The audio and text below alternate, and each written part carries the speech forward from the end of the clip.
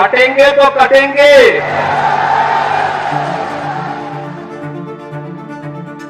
महाराष्ट्र आदिशक्ति भवानी द्वारा आशीर्वादित भूमि सदियों से हिंदू प्रतिरोध का गढ़ रही है। हमारे पूर्वज हमारे मंदिरों, संस्कृति और आस्था की रक्षा के लिए लड़ते हुए आक्रमणों की लहरों के विरुद्ध चट्टान की तरह खड़े रहे। इस वीरतापूर्ण संघर्ष के केंद्र में थे दृढ़ संकल्प से परिपूर्ण एक महान शूरवीर राजा छत्रपति शिवाजी महाराज। शिवाजी महाराज एक दूरदृष्टि वाले नेता थे, जिन्होंने औरंगजेब के अत्याचारी शासन का विरोध करने के लिए महाराष्ट्र की 18 प्रमुख जातियों को भगवे झंडे के नीचे एकजुट किया और समर्थ रामदास, संत तुकाराम जैसे महान संतों के आशीर्वाद से हिंदू साम्राज्य का निर्माण हुआ, जो आगे चल के अफगानिस्तान तक फैला। वे अदम्य साहस और वीरता के साथ लड़े, अनेकों लड़ाइयां जीती और उन्होंने पावन भारत भूमि की रक्षा की। लेकिन आज प्रश्न ये उठता है कि क्या हम वास्तविक रूप में इस महान विरासत के सच्चे उत्तराधिकारी बन पाए हैं? महाराष्ट्र में वर्तमान राजनीतिक परिदृश्य एक अलग और अत्यंत विचलित करने वाली कहानी कहता है।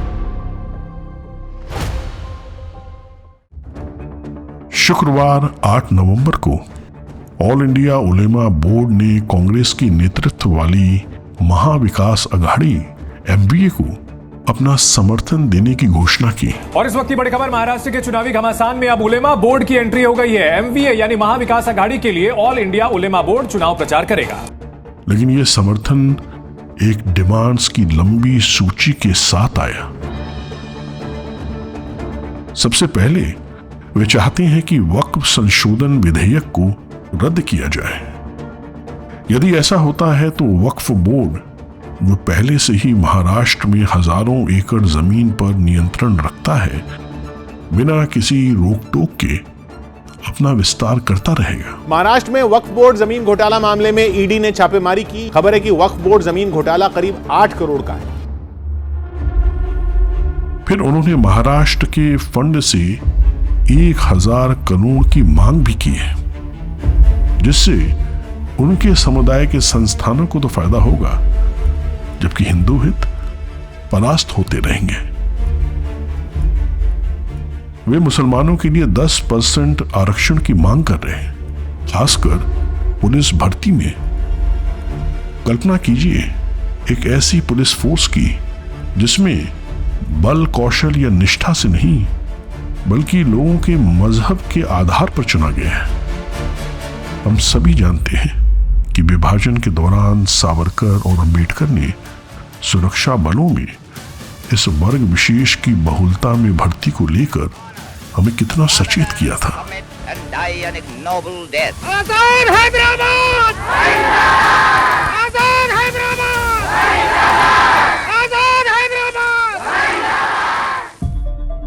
फिर आती है हिंदू स्वरों को हमेशा के लिए शांत करने की कुटिल मांग।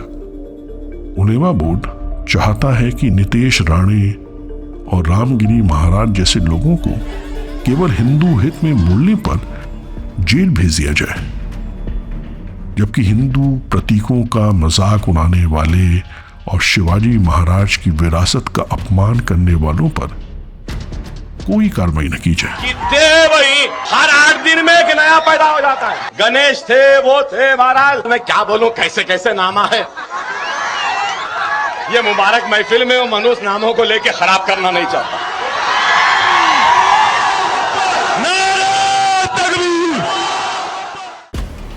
जब ये मांगे पूरी हो जाएंगी और जिहादियों के गढ़ राज्य में स्थापित हो जाएंगे, तब उलेमा बोर्ड संपूर्ण राज्य पर नियंत्रण चाहेगा।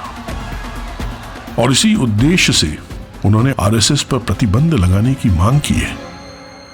वो संगठन जिसने एक सदी से हिंदू मूल्यों की रक्षा की है और एक मजबूत हिंदू सद्भावना को प्रस्थापित किया है। आरएसएस के बिना अगर महाराष्ट्र की कल्पना करें तो कोई हिंदू सुरक्षा नहीं, उत्पीड़ितों के लिए बोलने वाला, लोगों को एकजुट करने वाला कोई संगठन नहीं। ये उलेमा बोर्ड की चाल सिर्फ राजनीति से कहीं अधिक है। ये हिंदू साम्राज्य की रक्षा करने वाली हर सुरक्षा को नष्ट करने की एक सोची समझी साजिश है। ये धरती इस्लाम की जाए पैदाइश है। अगर देखा जाए तो महाराष्ट्र अब दारुल हरब बन चुका है, जिसका मतलब है संघर्ष की भूमि। यानी वो क्षेत्र जहां भले ही इस्लामी शासन ना हो और मुसलमान माइनॉरिटी में हो, लेकिन अब दारुल इस्लाम लाने के लिए संघर्ष शुरू हो चुका है। दारुल इस्लाम बहु इस्लामवादियों का अंतिम लक्ष्य है, यानी इस पावन भूमि को इस्लाम की भूमि बनाना, जहां सब कुछ कानून, संस्थाएं और परंपराएं इस्लामी मान्यताओं द्वारा शासित हों। ऐसी जगह पर काफिरों के लिए केवल दो ही विकल्प सामने होंगे, धर्म परिवर्तन या मृत्यु। हिंदू संगठनों को धीरे धीरे कमजोर किया जा रहा है, आवाजें दबाई जा रही हैं और संरचनाएं हटाई जा रही हैं। ये सब राजनीति के नाम पर हो रहा है। इसका उद्देश्य है हिंदू ताकत को कम करना और इस्लामी हाथों में सत्ता केंद्रीकृत करना, जिससे हिंदू संस्कृति और विरासत असुरक्षित हो जाए और उसे आसानी से काबू में किया जा सके। यदि ये आपको चिंतित करने के लिए पर्याप्त नहीं है तो इस पर विचार करें। आज महाराष्ट्र में ऑल इंडिया उलेमा बोर्ड द्वारा की जा रही मांगे सन 1929 में मोहम्मद अली जिन्ना द्वारा की गई 14 सूत्रीय घोषणा को प्रतिबिंबित करती है। यही विचारधारा भारत के बंटवारे और पाकिस्तान के जन्म की नींव थी। महाराष्ट्र के पहले मुख्यमंत्री ने कहा था, अगर शिवाजी महाराज न होते तो पाकिस्तान की सीमाएं हम और आपके घरों से मिलती। वह वाणी अब सच होने जा रही है। तो यहां असली सवाल है कि हम भारत में एक और पाकिस्तान बनाना चाहते हैं।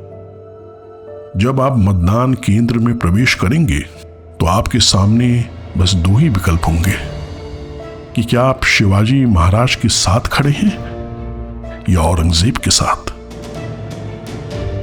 इस्लामी आक्रमणकारियों से इस मिट्टी को सुरक्षित रखने के लिए हजारों हिंदुओं ने अपना सब कुछ बलिदान कर दिया। क्या हम उसे यूं ही व्यर्थ जाने देंगे? बहुत आवश्यक है कि हम विचार करें और मन में कोई भ्रम न पालें। वे तैयार हैं, वे एकजुट हैं और वे दृढ़ हैं हमारे अस्तित्व को मिटाने के लिए। लेकिन हम हिंदू विरोधी और भारत विरोधी ताकतों द्वारा जाति के आधार पर विभाजित हैं। तो अगले हफ्ते जब आप वोट करें तो बस एक बात याद रखें, बटेंगे तो कटेंगे, एक रहेंगे तो नेक रहेंगे। छत्रपति शिवाजी महाराज देख रहे हैं कि आप किसे चुनेंगे।